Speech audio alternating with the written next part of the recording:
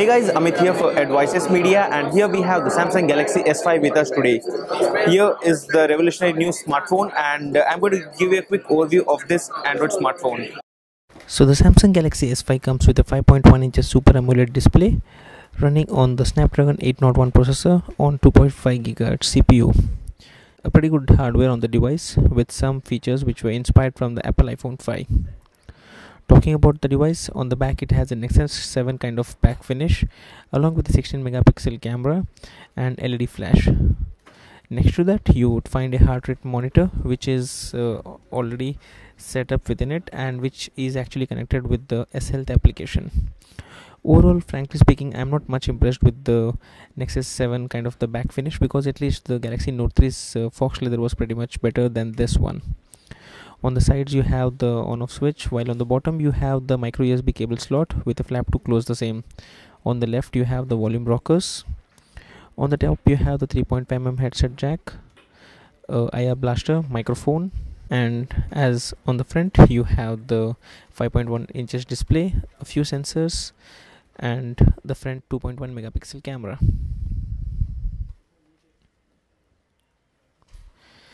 The device also has a finger scanner which is useful for unlocking the smartphone. I have registered the same on this device, so in order to unlock the device, once you tap on the physical home button, you actually have to swipe on the screen.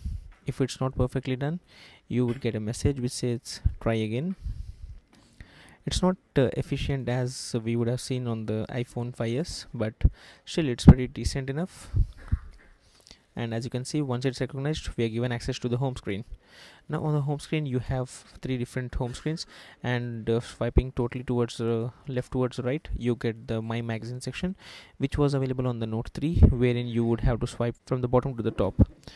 The notification area is also pretty interesting, and it's kind of inspired from the Tizer interface, and I'll be talking about that later on. This is the new settings section on the Galaxy S5. Looks totally refreshed, and you would be quite amazed with the kind of options available here. Personally speaking, I'm kind of confused with the settings and the shortcuts given here, because there are all the settings and the shortcuts shown up clearly with large icons, and they are hard to find the right shortcuts. You can still sort them correctly and then go to the right option whenever you require. Here under network connections you have few interesting options like the download booster, which is the option wherein you can merge the LTE connection with the Wi-Fi and get up to 258 Mbps of connectivity. And then you have the motion, where you have the gestures, the personalization option where you can set up the finger scanner, and here once you have registered one fingerprint, then you need an alternative password to change the same. And this finger scanner is also used to make payments through PayPal.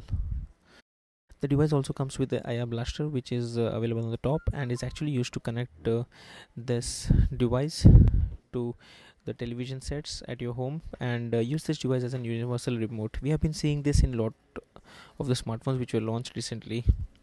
The device also comes with a Gear Fit Manager and a Gear Manager application, which is actually used to sync to the Gear devices, which you can purchase separately.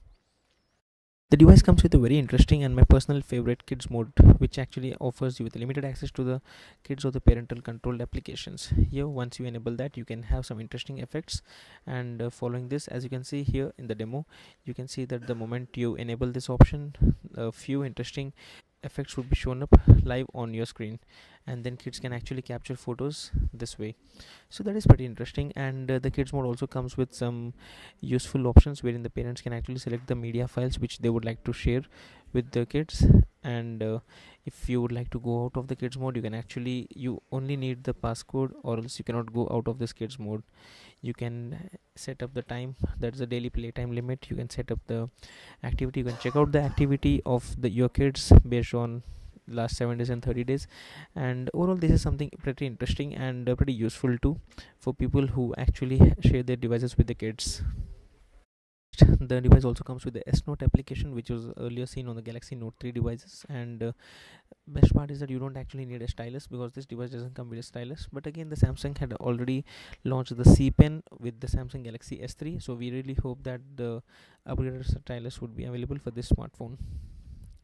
Let's check out the internal storage on this device. Sadly, Samsung has never understood the consumer's requirements, and they have again offered a 16 GB variant, out of which 5.28 GB is already taken up by the system memory, and you get somewhere around 10.5 GB of storage for your personal data, which is actually pretty low. And I was actually hoping that Samsung would continue on the same lines of Note 3 by offering again 32 gigs of internal storage. Talking about the OS, it's actually Android 4.4.2 OS, but it's kind of inspired with Ryzen OS, and I personally feel that Samsung is not actually going on the same rules of what Google is actually expecting it to. The smartphone also comes with the interesting option, which is the power saving mode, wherein you can actually enable two different modes based on your requirements. The first one is a normal mode, wherein it would limit the performance and give you decent output, but the second one is ultra power saving mode, which actually would enable the grayscale theme on your phone. Next up, let's look into the camera. So the camera comes with some interesting options, and you can also download different modes and set them up from the internet, while the smartphone comes with the option of capturing photos up to 16 megapixels using the sensor, while you can also capture 10 megapixel and 12 megapixel photos. Apart from that, again my personal favorite, the 4K video recording is actually available on this with a resolution of 3840 by 2160, and you also get the option of slow motion video recording at 720p, which is actually interesting if you are a bit into action video recording.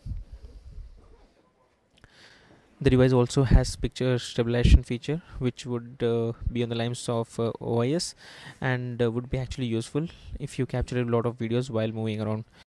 There's also an option of selective focus, wherein once enabled you can see that you can either focus on the product object in the background or in the foreground, or you can select the pan focus to focus onto everything. So that is actually pretty interesting, and you can use the smartphone as a DSLR camera. The device comes with a refreshed S Health application. There's a version 3.2 which actually allows you to also monitor your health heart rate.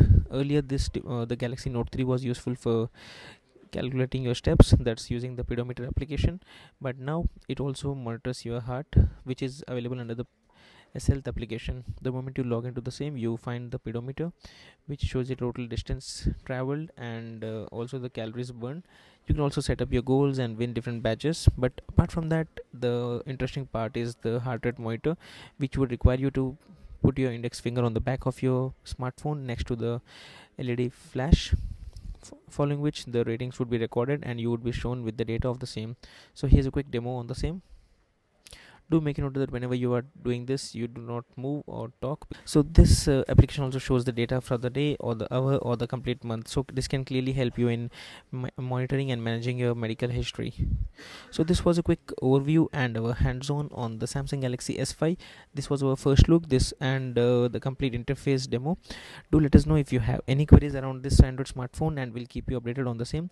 Personally speaking, if you actually own a Samsung Galaxy S4, I would not recommend you to actually upgrade to this device, but if you are planning to already switch to a new smartphone, then this is something which is actually recommended, because it also comes with dust proof and waterproof feature, water resistance feature. There's the IP67 rating. So overall, this is a decently packed Android smartphone which looks like the Samsung Galaxy S4 but comes with some decent features. Let me know in the comment section what's your favorite feature, and I hope to see you in our next video.